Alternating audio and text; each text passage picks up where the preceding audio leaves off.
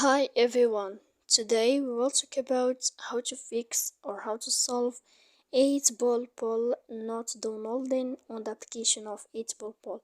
To know how to fix or how to solve 8-ball poll not downloading, you should just go to settings.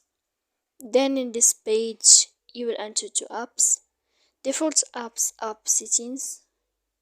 When you'll find this list, you will enter to 8-ball poll. Here in this window of app info, you will click for stop and you will click OK. Then you will enter to storage. After that, you will click clear cache. And in the end, you can turn off your phone.